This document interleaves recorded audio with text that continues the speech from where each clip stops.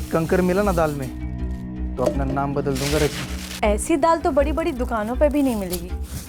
फिर मुझ पर ऐसी खास मेहरबानी क्यों?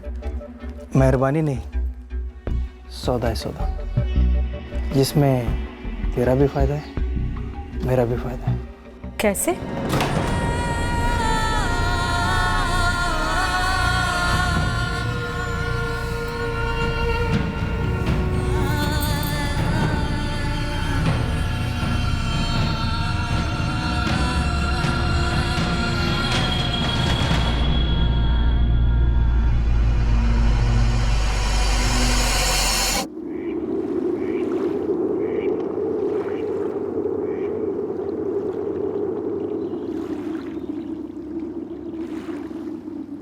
मेरा बेटा आत्महत्या कर ही नहीं सकता, ऐसा कोई कारण ही नहीं था। मेरे बेटे की हत्या हुई है। क्यों मार डाला उसे, किसने मार डाला मुझे नहीं पता।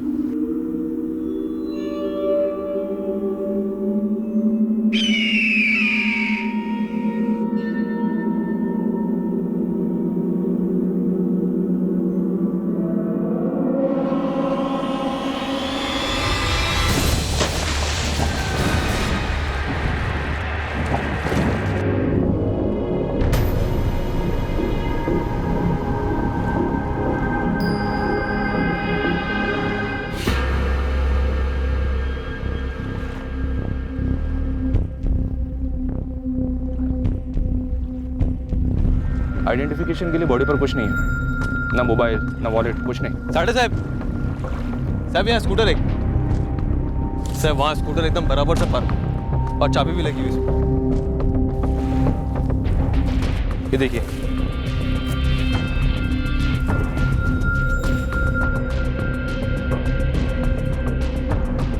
सर गाड़ी के पेपर ऊपर कुछ नहीं है।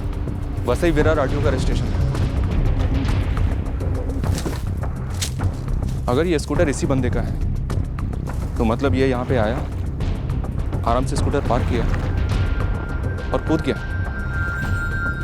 मतलब सुसाइड।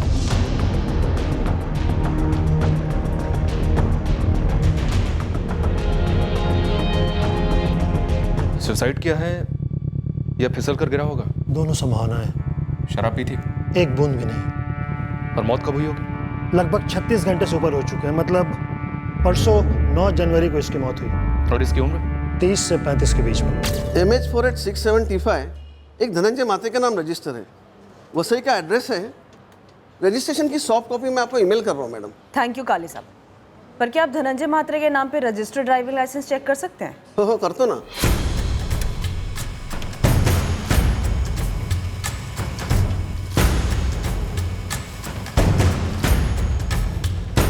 सर, धनंजय मात्रे यही विक्टिम है, वसई का रहने वाला था। काफी जल्दी पहचान हो गई। हेलो, मैं पालगढ़ से सब इंस्पेक्टर शांतनु साठे बोल रहा हूँ। कुछ पता चला क्या धनंजय के बारे में? मेरा बेटा मिल गया आपको? आपको पालगढ़ सिविल हॉस्पिटल आना होगा। हॉस्पिटल? क्यों, एक्सीडेंट हुआ क्या उसका? क्या हुआ उसे? कल पालगढ़ बोईसर के बीच के एक डैम से उसकी लाश मिली है।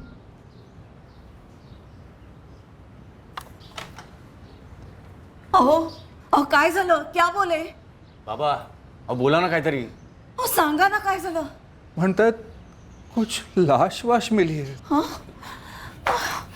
हॅलो,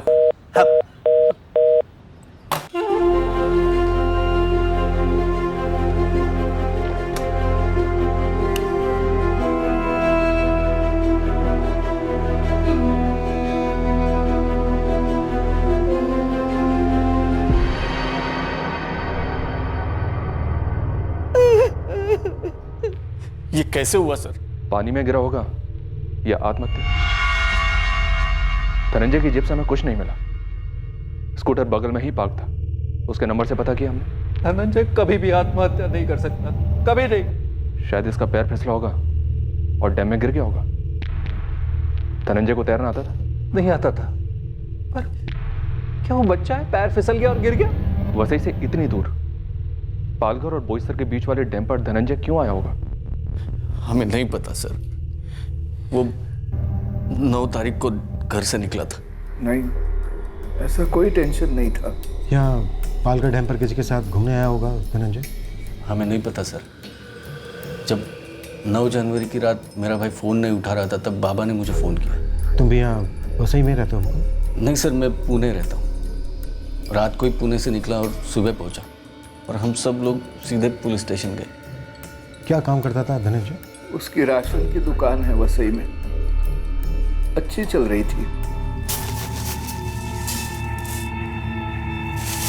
ए मंग्या, रजनी मोहिनी को 2 किलो तूर की दाल दे रहे। पैसे बाद में दूँ तो चलेगा ना धनंजय? अरे क्या हुई नहीं, ये भी कोई पूछने की बात है। हमने इस मंगेश पाटिल से पूछताछ की। लास्ट टाइम धनंजय को उसी ने देखा था। केशव, इस धनंजय का किसी के साथ कोई पंगा हो, ऐसा कुछ पता चला क्या? क्योंकि उसकी बॉडी पर मर्डर के हमें कोई निशान तो नहीं मिले हैं। एक दिन में हमें कुछ ऐसा पता नहीं चला। धनंजय की दुकान का वो आदमी मंगिया क्या बोला? बोला रोज सुबह 9:30 बजे से शाम 7 बजे तक दुकान खुली रहती, लेकिन उस दिन धनंजय ने दुकान जल्दी बंद की, शाम को 5:30 बजे। ए मंग्या, चल आज दुकान जल्दी बंद करनी है, मुझे जरा काम है। आया भाऊ, चलता भाऊ। हो, तूने पूछा क्यों नहीं कहाँ जा रहा है वो? काका धनंजय भाऊ सेठ है मेरे, मैं थोड़े ऐसे पूछ सकता हूँ। अभी 11 बज रहे हैं मंगेश, धनंजय का अभी भी फ़ोन नहीं लग रहा है। किससे मिलने जा सकता है वो? मुझे क्या मालूम मुकुंद भाऊ। The number you have called is currently switched off. Please try again later. Thank you. Phone अभी भी बंद आ रहा है। मुझे तो अब चिंता होने लगी है साहब। पहले कभी ऐसे रात भर बाहर आया? कभी नहीं सर, धनंजय बिना बोले ऐसे जाता नहीं है। मंगेश, किसी का फोन आया था उसे? साहब हर रोज अलग अलग कॉल आते हैं, लेकिन हाँ उस दिन दुकान बंद करने के पहले एक कॉल आया था। हेलो, अभी? हाँ ठीक है, मैं बस 2 मिनट में दुकान बंद करके निकल रहा हूँ। समझो निकल गया। हमने धनंजय के फोन रिकॉर्ड्स मंगवाए हैं पर अभी तक आए नहीं। उससे पहले आपके थाने से ये खबर आ गई। ठीक है केशव, हम देखते हैं। वैसे इसमें हमें कोई फाउल प्ले लगता तो नहीं है? नहीं सर, धनंजय की शादी नहीं हुई थी। सुबह 9:30 बजे जाता था, शाम को 8 बजे आता था। यही उसका रोज का काम था। कोई टेंशन नहीं थी, सब अच्छा चल रहा था। पर यह सवाल आप मुझे बार बार क्यों पूछ रहे हैं? प्रभाकर जी, क्या आप बता सकते हैं धनंजय का कोई ऐसा दोस्त है जिससे मिलने के लिए धनंजय डैम पर आया? नहीं सर, ऐसे किसी को तो नहीं जानते हम। कॉलेज टाइम के उसके दोस्त थे, पर वो बात तो अब पुरानी है। कोई गर्लफ्रेंड? नहीं, कोई गर्लफ्रेंड नहीं थी। अगर होती तो उसके माँ को पता होता और हम उसे फोन कर चुके होते। धनंजय की बॉडी पर से हमें ऐसा कुछ नहीं मिला है जिससे ये पता चल सके कि धनंजय का पहले मर्डर किया गया, फिर उसकी बॉडी को पानी में फेंक दिया गया, या फिर धनंजय को पानी में धक्का दिया गया और वो इसलिए नहीं बच पाया क्योंकि वो तैरना नहीं जानता था। और अगर ऐसा हुआ भी है तो ये बात भी आप ही बता सकते हैं कि ऐसा कौन है और क्यों कर सकता है, और पक्का वही है जिससे मिलने के लिए धनंजय डैम पर आया हो। नहीं सर, ऐसा तो हम किसी को नहीं जानते। सबके साथ दोस्ती थी उसकी। आप किसी से भी पूछ लो, हर कोई उसके बारे में अच्छा ही बोलेगा। फिर ऐसा कौन है जिसने उसे धक्का दे दिया? और आप लोग आत्महत्या तो बोलो ही मत। ऐसे कैसे उसका पैर फिसल सकता है? मैं कह रहा हूं सर, ये हत्या है, हत्या। Sir Prabhakar ji body claim करने से मना कर रहे हैं। कह रहे हैं पहले मर्डर की FIR दर्ज करो। कैसा ब्लैकमेल है? मर्डर तो किसी एंगल से नहीं लग रहा है। सर मीडिया में भी बातें फैल रही हैं। फैलने दो, जो फैक्ट है सो है, तो हम क्या कर सकते हैं? सर धनंजय के भाई मुकुंद से बात करते हैं। वो थोड़ा सुलझा हुआ लग रहा था। प्रभाकर जी को धक्का लगा। एक काम करते हैं सर, मुकुंद से धनंजय की बेसिक बैकग्राउंड चेक करते हैं, उसके बाद बोल देंगे। कर ले बॉडी क्लेम। ठीक है, बात करो sir. Priyanka, Vasai police station से धनंजय के फोन रिकॉर्ड्स पर फॉलो अप। Okay sir. ये बंदा खुद स्कूटर चला कर गया, बाकायदा स्कूटर पार्क किया है डैम के। क्लियर है कि सुसाइड है? एक और भी बात है सर, सुसाइड करने वाला सुसाइड नोट छोटा है, कम से कम वो अपनी पहचान तो नहीं छुपाता है। पर यहाँ इस बंदे की बॉडी पर कोई निशान नहीं है और उसने जो स्कूटर छोड़ा उसमें पेपर्स भी नहीं थे। केस को इस मोड़ पर आत्महत्या या एक्सीडेंटल डेथ के अलावा कुछ और समझने की कोई गुंजाइश नहीं दिखी थी। पर जैसे जैसे तहकीकात बढ़ती गई, इस केस के असली रंग बनने लगे, अजीबोगरीब हकीकतें सामने आने लगी।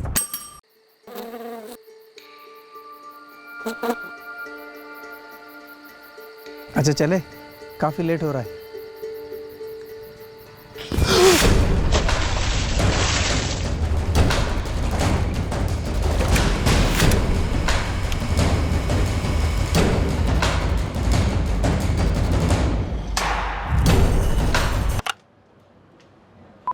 The number you have called is currently switched off.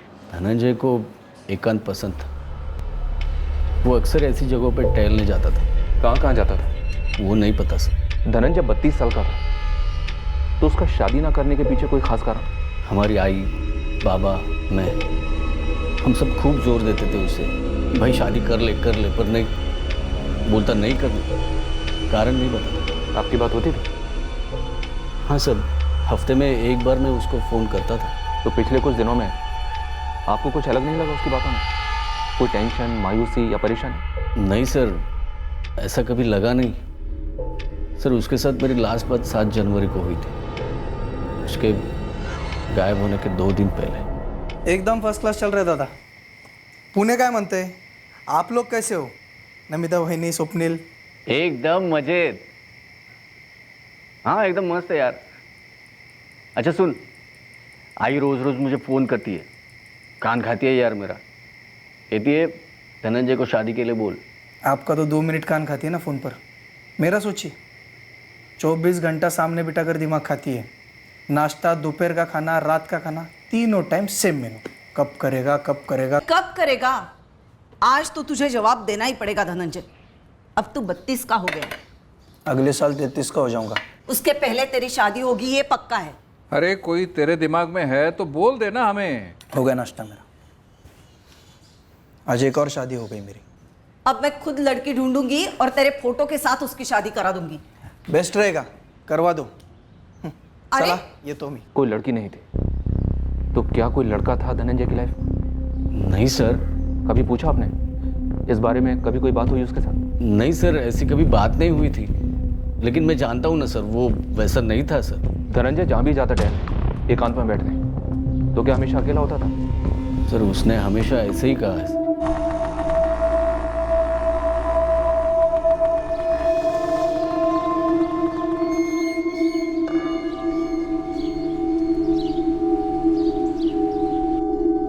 Murder है ये बोलने के पीछे कोई ठोस कारण है आप लोगों के पास?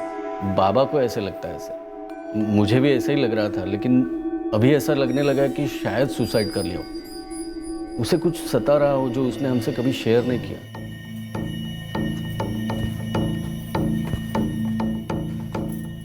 कहेगा वो धनंजय के पापा सच कह रहे हैं क्या? मुझे क्या पता? तुझे नहीं पता होगा तो किसको पता होगा? अच्छा सुन, तूने वो बंद कर दिया? मैंने तो 10 तारीख को ही बंद कर दिया था, जब उसकी दुकान को बंद देखा। वो मंगेश है ना, वो बता रहा था मेरे को कि धनंजय गायब है करके। संभाल के रहे।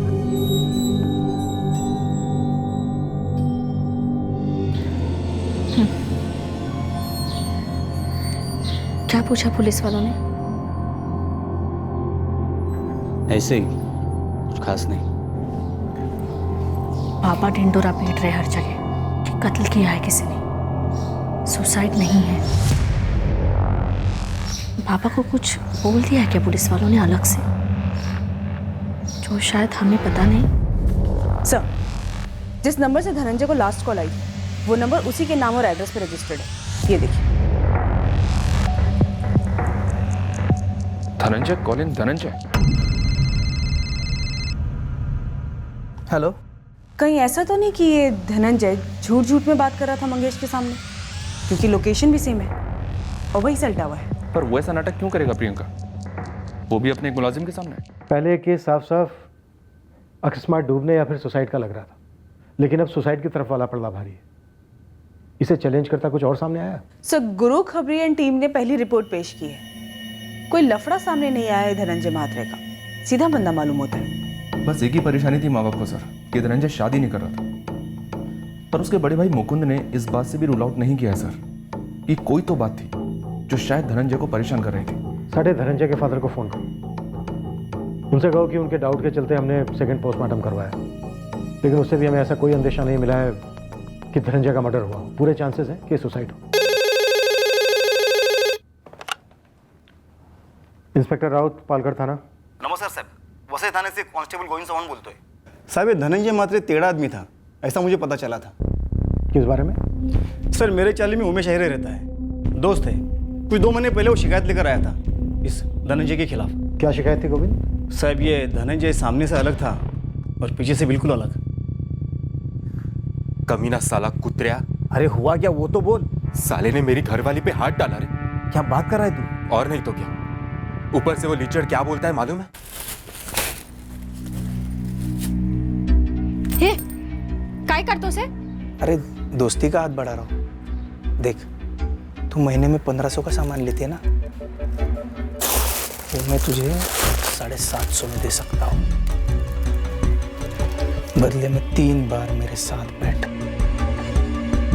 और अगर जमी तो और सस्ते में दूंगा।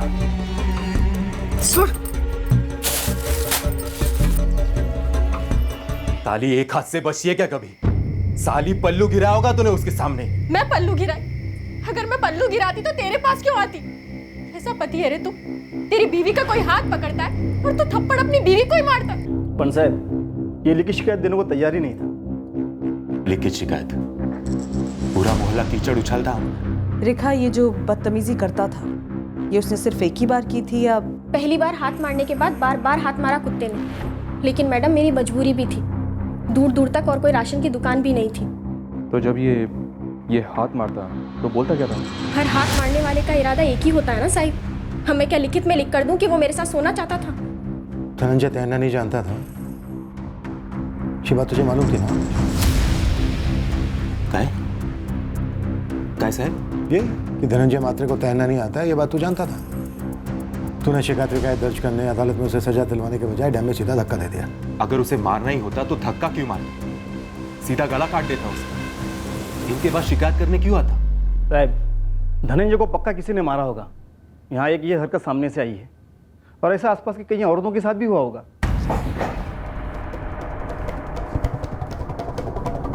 दुकान के मुलाजिम मंगेश को उठा लो और पता करो उसे और क्या क्या पता है। कॉल रिकॉर्ड्स का एक नंबर छान मारो। इसकी हरकत जानने के बाद लगता तो नहीं है कि बंदा ऐसा था जो सुसाइड करे या फिर डूब कर मरे।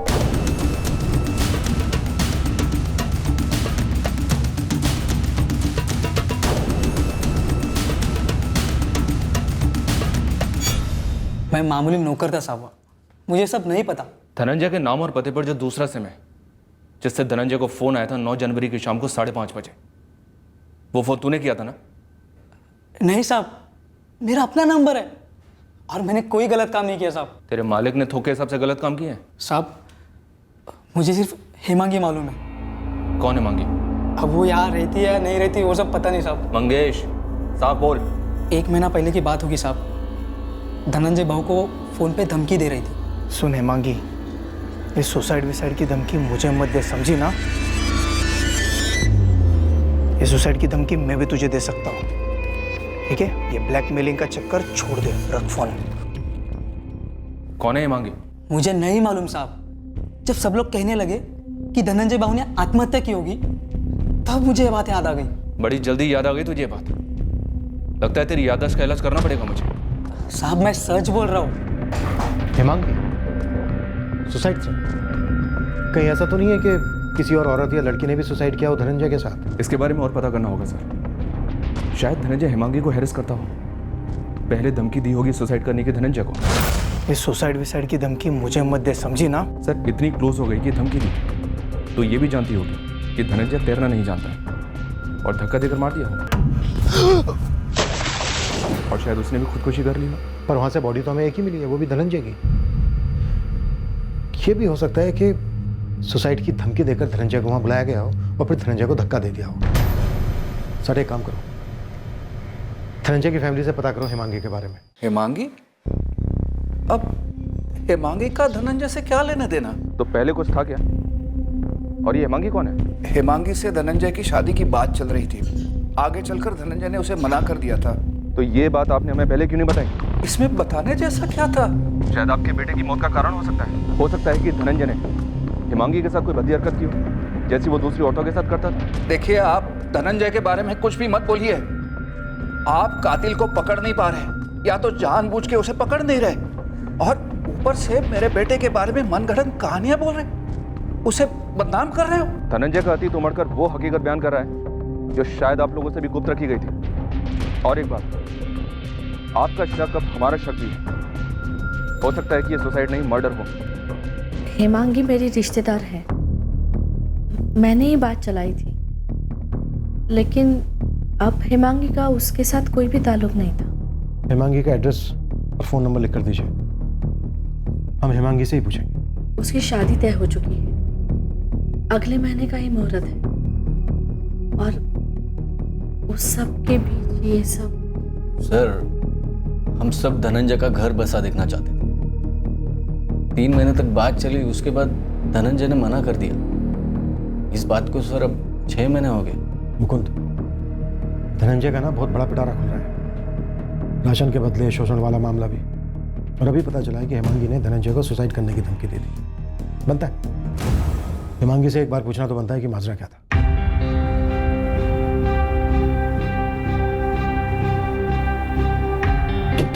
देखिए सर, मुझे इन सब चीज़ों से दूरी रखिए, मेरा धनंजय के साथ कोई लेना देना नहीं है। हेमांगी, हमने वादा किया है तुम्हारी नमिताताई से कि हम तुम्हारे घर नहीं आएंगे, और तुम्हें आना होगा।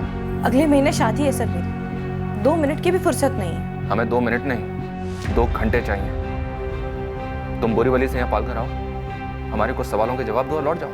मेरे पास कोई जवाब नहीं है सर। सवाल सुनोगी तो जवाब भी होंगे। अब बोलो, जल्द से जल्द यहाँ पालघर में कब आ सकते हो?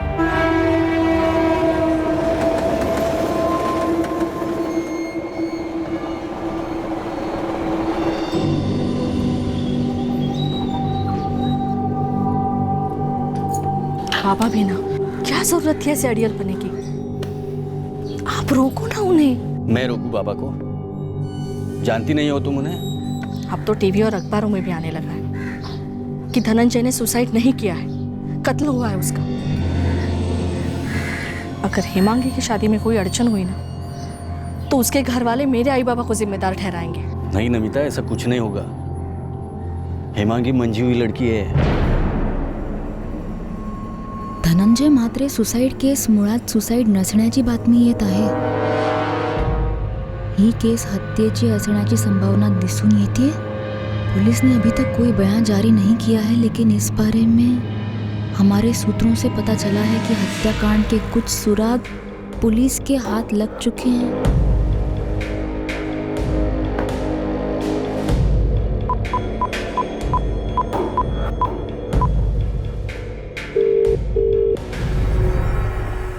आज का पेपर पढ़ा? अब तो सभी कह रहे हैं आत्महत्या नहीं मर्डर है। क्या कहना तुम? मैं क्या कहूँ? मैं चुप बैठ सकती हूँ, पर मेरे चुप बैठने का रेट है 50,000। या ब्लैकमेल समझना, ब्लैकमेल समझना। मैं ज़्यादा मांग सकती थी, ज़्यादा सोच मत, दे दे। 50,000 ना ज़्यादा नहीं है। सर, आपको जो चेक करना है कर लीजिए। मेरी ये धनंजय के साथ 1 महीने से कोई बात नहीं हुई है। धनंजय की दुकान पर काम करने वाले मंगेश पाटिल का कहना है कि लगभग 1 महीने पहले तुमने धनंजय को फ़ोन किया था, सुसाइड करने की धमकी दी थी उसे। किया क्या मैंने सुसाइड? नहीं ना। तो कभी बातों की गर्मा गर्मी में कुछ ना कुछ निकल जाता है मुंह से। किस बात को लेकर गर्मा गर्मी हुई थी हेमांगी? धनंजय ने ब्लैकमेल शब्द का इस्तेमाल क्यों किया था? तो ज़रूरी तो नहीं ना कि मैं उसे ब्लैकमेल कर रही थी। वो तब मैं थोड़ा सा टेंशन में थी। वही पूछ रहा हूँ मैं हेमांगी, किस बात को लेकर टेंशन थी? ये लोग हमारे यहाँ आए थे सर रिश्ता लेके, ठीक है ना। मेरी चचेरी बहन नमिता, उसका देवर लगता है ये धनंजय।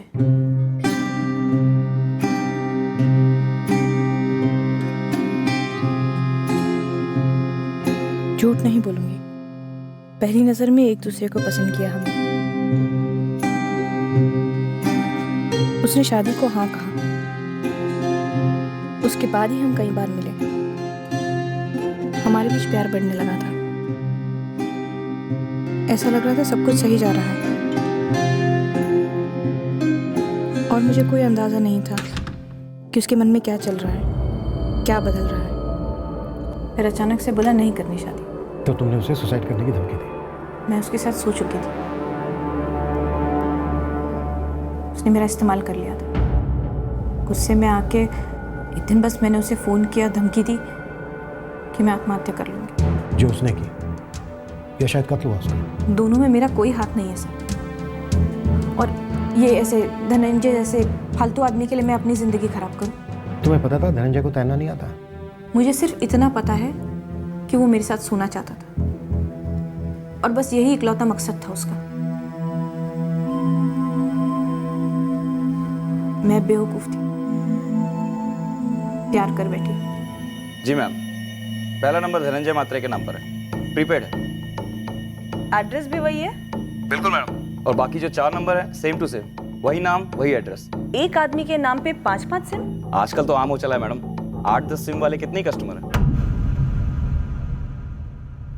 सर, धनंजय के आई बाबा, भाई भाभी, असिस्टेंट मंगेश और इस हिमांगी के अलावा जितने भी कॉल्स आए गए धनंजय को, वो सारे उसके खुद के नंबर्स थे, ये सारे।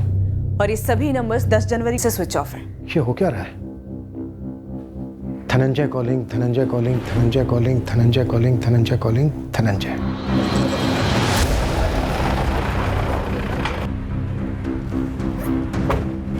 साहब, ये धनंजय की राशन की दुकान नहीं, लूट की दुकान थी। ये लालजी वहाँ डिलीवरी करता था। लालजी बोल।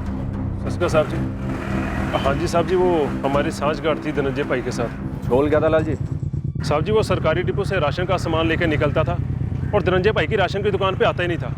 वो जो शहर में 2 बड़ी दुकानें हैं किराने की, सारा सामान वहाँ पे छोड़ देता था और उन बड़ी दुकानों का सामान उठा के यहाँ धनंजय भाई के पास छोड़ देता था। और साहब, ये माल एकदम सस्ता वाला माल है, जो ये बड़े किराने की दुकान वाले लोग आधे से भी कम दाम में खरीदते हैं। और सरकारी डिपो से आया हुआ टॉप का राशन का माल अपने ग्राहकों को ये तगड़े दामों में बेचते हैं। और साहब जी, ये जो बड़ी दुकानें वाले हैं तगड़ा पैसा देते हैं धनंजय भाई को और दोनों पार्टियां खुश। और आम जनता को लगता है कि राशन का माल घटिया है, जबकि ये घटिया तो ये झोल है। इस धांधले में धनंजय का किसी के साथ कोई पंगा हुआ था? साहब जी, उस सब का नहीं मुझे पता, वो तो बस गुरु ने बोला था इसलिए मैंने आपको सब बता दिया। अब तो धनंजय भाई भी नहीं रहे। लालजी, राशन डिपो का कोई बड़ा अफसर शामिल है इस झोल में? साहब जी, अब अफसरों का मुझे क्या पता, उनका तो आप ही जाने। और वो 2 बड़ी किराने की दुकान, उनके मालिक कौन है? साहब जी, एक तो वो रतन रघुवंशी और जो दूसरा महेंद्र केलकर। अरे मैडम, ये कोई राशन की दुकान नहीं है कि एक आदमी को इतने ही सिम कार्ड बेचे जाएं। किस मुंह से उसको सवाल पूछता मैं? राकेश गुप्ता, तेरी दुकान से धनंजय मात्रे ने 5-5 सिम खरीदा। तूने एक बार भी पूछना जरूरी नहीं समझा? शक नहीं हुआ? तो शक कब होता है मैडम? जब कोई आदमी जाली डॉक्यूमेंट्स देता है या उसके शक्ल पे लिखा हो कि ये 2 नंबर वाला है। लेकिन ये धनंजय मात्रे तो बहुत सीधा आदमी लगता था और सारे सिम कार्ड उसने खुद के नाम पे लिए थे, खुद के असली डॉक्यूमेंट सबमिट करके। धनंजय, ये रहा तुम्हारा लाइसेंस और ये नया सिम कार्ड। उसके सारे डॉक्यूमेंट्स असली हैं, आप खुद चेक कर लीजिए। हाँ सुनील, धनंजय के 5 नंबर ट्रैकिंग पे डालने हैं। मतलब IMEI ट्रैकिंग? हाँ। आप ऐसा कीजिए, सारे नंबर्स मुझे मैसेज कर दीजिए। लेकिन मैडम, IMEI ट्रैकिंग में थोड़ा वक्त लगेगा। सर, मैं कबूल करता हूँ कि हम लोग धनंजय से राशन का A ग्रेड का माल खरीदते थे और उसके बदले में हमारी दुकान का सस्ता माल उसको बेचते थे ताकि वो अपने राशन कार्ड वाले कस्टमर को बेच सके। सब कुछ हंसते खेलते चल रहा था, हमारी उससे कोई रंजिश नहीं थी और उसके मर्डर में हमारा कोई हाथ नहीं है सर। रतन रघुवंशी, महेंद्र केलकर, तो मतलब तुम दोनों पक्के हो कि ये मर्डर है, सुसाइड नहीं? सर, अभी आप ही ने तो बोला कि धनंजय मारा गया और वो टीवी वाले न्यूज भी सब वही बोल रहे। तो साहब, एक बात बोलूं, कोई सुसाइड क्यों करेगा जब उसके सर पर कर्जा वर्जा कुछ होगा? अरे धनंजय, ये तो बहुत झोल करता था, कैंडे की खाल थी इसकी। सर, इसके ऊपर कर्जा वर्जा तो हो ही नहीं सकता था, वो सुसाइड क्या करेगा? तो फिर कोई उसका मर्डर क्यों करेगा? राशन डिपो के ऊपर के किसी ऑफिसर को रिश्वत नहीं पहुंची या किसी और राशन वाले से कोई पंगा?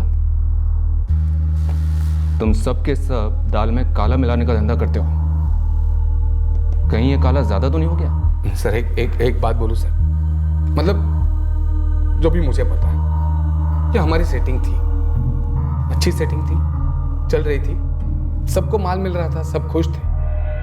और सर, इसमें हमारी एक आदमी को मारकर अपने धंधे पे कौन लात मार लेगा? इसलिए कहता हूँ सर, आपका कत्ल जो भी है हमारी बिरादरी में से नहीं है। साहब, ये भी तो हो सकता है कि उसका कोई निजी मामला हो।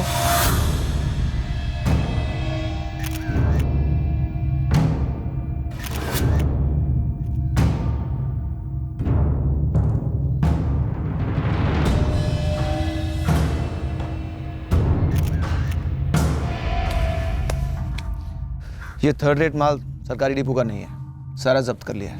अमरीश जी, ऐसा गोरख धंधा सरेआम चलाने के लिए आपके राशन के ऑफिस में से किसी की मिलीभगत तो रही होगी?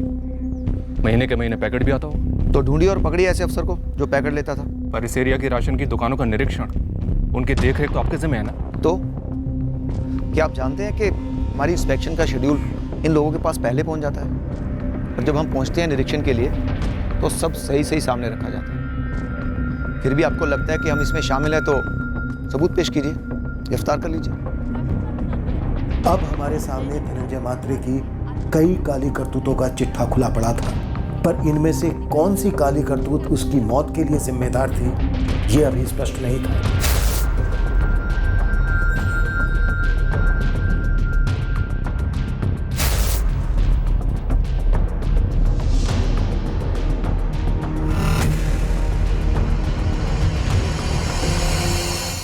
ट्रिपल 4678123 ये नंबर धनंजय महात्रे के नाम पर रजिस्टर्ड है और ये नंबर तुम्हारे फोन में इस्तेमाल हो रहा था रजनी तांबे, और तुम्हारे उसी फोन में अब ये नंबर इस्तेमाल हो रहा है।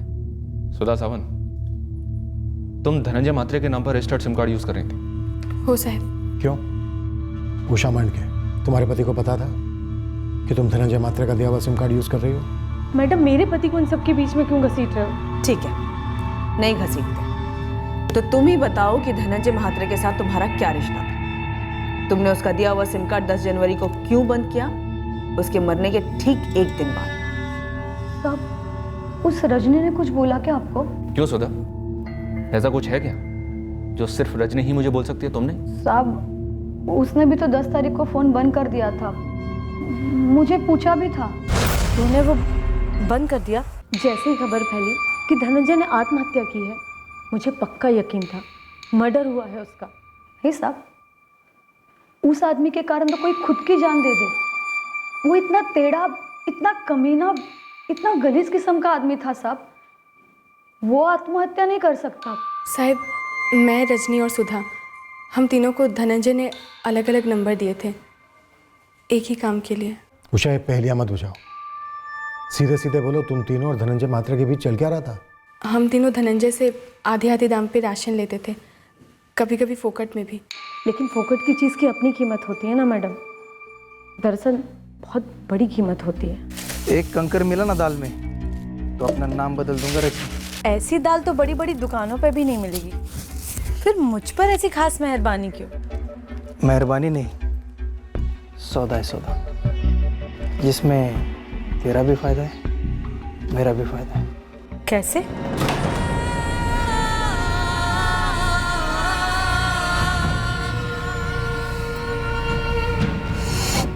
बस सिम कार्ड इसी के लिए दिया था, फोकट का राशन बदले में बदन। एक नंबर का कमीना था वो धनंजय, हमारी गरीबी का बराबर फायदा उठाना जानता था मैडम। नाना साहब, पति को बताकर भला कौन सा औरत ऐसे करेगी? साहब, मैं आपके आगे हाथ जोड़ती हूँ, आप भी ना बताओ साहब, घर में आग ना लगाओ साहब। जो भी 4 पैसे बचते थे बच्चों के लिए बचा रही थी। पहले पहले खुद से घिन आती थी साहब, पर एक बारी पैसे बचने लगे और अच्छा राशन आने लगा तो आदत सी हो गई। और ऐसा भी खराब नहीं लगता था मुझे कि धनंजय को जान से ही मार डालूंगी। हम उसके लिए सोने की मुर्गी थे, वो हमारे लिए था, हम क्यों मारेंगे उसको? तो फिर किसने मारा होगा? तुम तीनों को जो सिम उसने दिए थे उसके अलावा उसने 2 सिम और खरीदे थे, 44498746 और 44498653 इन 2 नंबर्स का भी पता नहीं चला है। और पहला नंबर 44498746, इस पर धनंजय की लास्ट बात हुई थी। हाँ ठीक है, मैं बस 2 मिनट में दुकान बंद करके निकल रहा हूँ। हम तीनों, मैं, उषा और सुधा, एक ही मोहल्ले के हैं। हम तीनों में कभी कोई बात नहीं छुपी। बाकी कोई थी नहीं थी हम नहीं बता सकते। 2 चीज़ें हो सकती है ना साहब, मतलब उसने किसी जवान लड़की को शादी का वादा किया हो और उसके साथ सोने के बाद तोड़ दिया होगा और उसी ने मरवाया हो, या फिर हमारे जैसे शादीशुदा औरत के पति को पता चल गया होगा। किसी का नाम छुपा के मेरे को क्या फ़ायदा होगा साहब? अब तो मेरे पैसे बचने भी बंद हो गए और राशन आना भी बंद हो गया। वो मर जो गया। साहब मारो मत।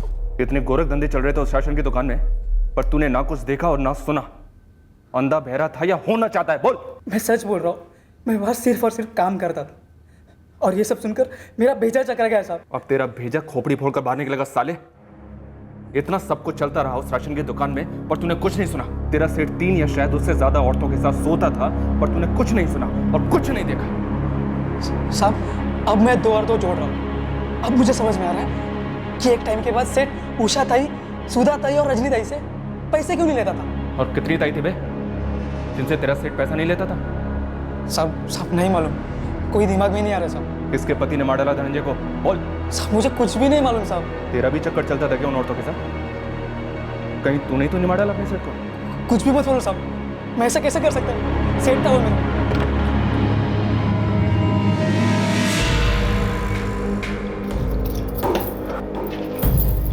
ये औरत कौन थी उस वक्त हमें पता नहीं था, पर आखिरकार हमें पता चलने वाला था कि ये औरत ही इस केस की चाबी है। अरे आप कहाँ जल्दी है? ऑफिस का काम है थोड़ा, इतने दिन से गया नहीं ना। कुछ फाइल्स है उसके बारे में संजय को बताना था, हेड ऑफिस पहुंचाने के लिए। लेकिन इस वक्त अर्जेंट है।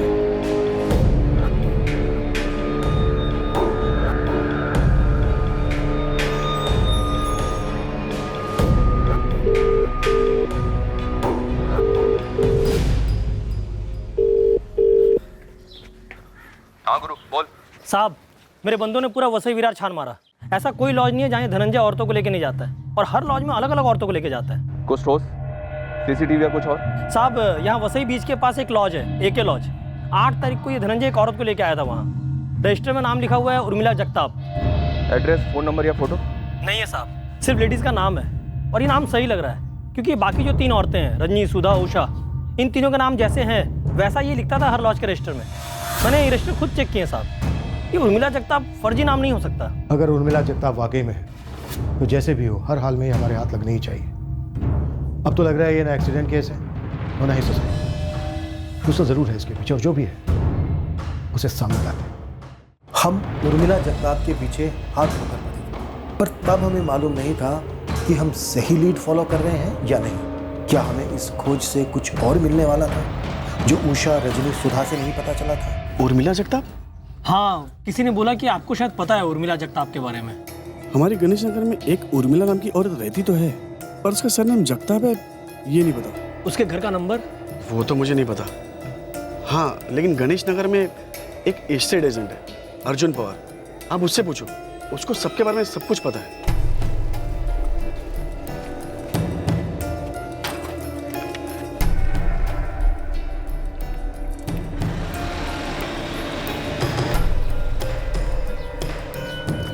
अर्जुन पवार गणेश नगर में किसी उर्मिला जगताप को जानता है क्या? तेरे को क्यों बताओ? ठीक है, चल पुलिस थाने, साहब लोगों को बता देना। ये पुलिस को उर्मिला से क्या काम? मर्डर केस है भाई। अब बोलेगा या साहब लोगों को भेजूं? 3 गली छोड़, चौथी से राइट, फिर लेफ्ट, फिर सीधा। 25 भी खोली है उसकी। 144/4। जा। भाई गोली तो नहीं दे रहा ना? अबे मैंने ही खोली दिला उसको। जा। ये उर्मिला जगताप यही है? होगी, परसों ही घर खाली करके निकल गई। किधर निकल गई? मुझे पता नहीं, लेकिन एक औरत आई थी, वो चाबी देके चली गई। ये लो ताई। अरे ऐसे किसे बिना बोले चली गई उर्मिला? खुद चाबी देने को भी नहीं आई, तुझे भेज दिया। तू कौन है? मेरा नाम जानवी है ताई। उसने मुझे भी कुछ नहीं बताया, कुछ अर्जेंट निकल आया होगा। मेरे को बोले कि जाके चाबी सरस्वती ताई को दे के आ। मैं आ गई देने। The number you have called is currently switched off. Please try again later. Thank you.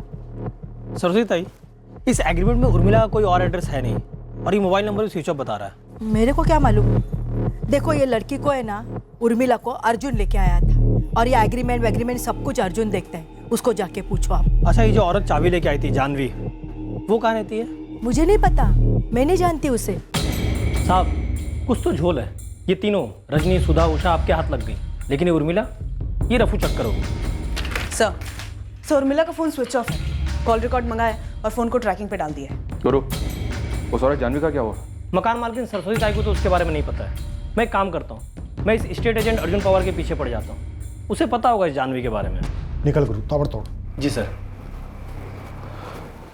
Sir ये धनंजय इतने लफड़े पाल रहा था और इसके घर वालों को कोई खबर तक नहीं थी। सर शायद खबर थी, बस हमें खबर नहीं थी। जैसे हिमांगी के बारे में भी चुप रहे। मर्डर में अगर फैमिली इन्वॉल्व होती तो मर्डर के अगले दिन बिल्कुल क्यों मुझे होता? चुप नहीं रहती। मुश्किल है यकीन करना ये धनंजय की सच्चाई, लेकिन जो है सो है। बाबा कुछ भी हो, कोई भी काम हो, मैं बस एक फोन कॉल दूर हूं।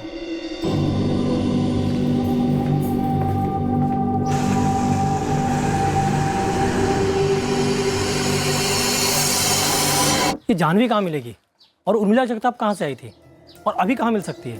अबे तू है कौन? पहले उर्मिला फिर जानवी, खबरी है दलाल? ए भाई, गुरु नाम है मेरा, खबरी हूँ। और ना बताओ तो एनकाउंटर करेगा मेरा? अबे नहीं, थोड़ी जानकारी दे दे, पुलिस की मदद हो जाएगी। नहीं पता मेरे को उर्मिला कहाँ से आई। ये जानवी फानवी, कल तू उठ के मेरे को पूछेगा उर्मिला का बाप कौन, आई कौन, बहिण कौन, भाऊ कौन, कशाला उगाच डोक्याला टाक? नहीं मालूम मेरे को। जा।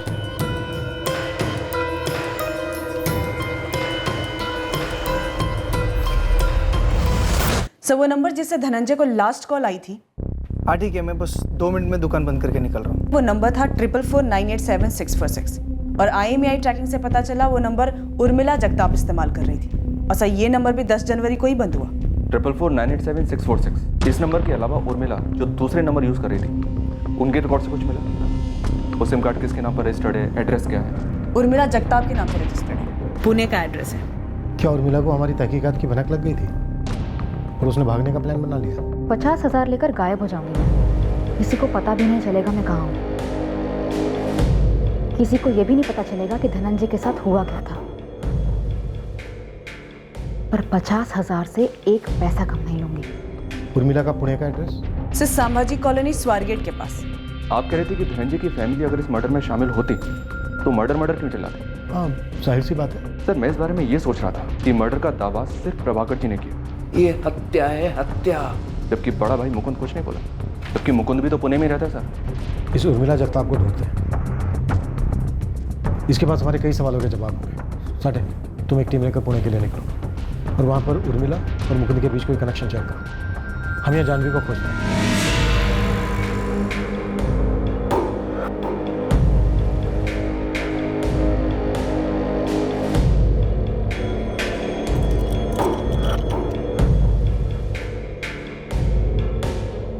इस केस में मुजरिम का हर कदम एक सोची समझी चाल थी, पर उनके 2 कदम बाकी कदमों से मिले गए और 2 चालें गलत चली गई। एक थी धनंजय की मौत की चाल, आत्महत्या या डूबकर मरने की संभावना नहीं बन पाई, केस कत्ल का साबित हुआ। हमें लगा हकीकत हमें उर्मिला जगताप से मिलेगी और शायद जानवी की कहानी हमें उर्मिला तक ले जाए, लेकिन उर्मिला कहाँ थी? उर्मिला का क्या ताल्लुक था इस केस से? उर्मिला वाले मामले में भी साजिशकर्ता की एक चाल गलत होने वाली थी। अब तक की हमारी इन्वेस्टिगेशन में जैसा धनंजय का चरित्र उभर कर आया, ठीक वैसा ही एक और किरदार हमारे सामने आने वाला था, जिसका बर्ताव बिल्कुल धनंजय से मिलता जुलता था। इस केस में अब हमारी शक की सुई धनंजय के बड़े भाई मुकुंद पर टिक रही है। कल हम इस केस का खुलासा करेंगे, इस कहानी का शेष भाग पेश करेंगे। क्राइम पेट्रोल सतर्क। जय हिंद।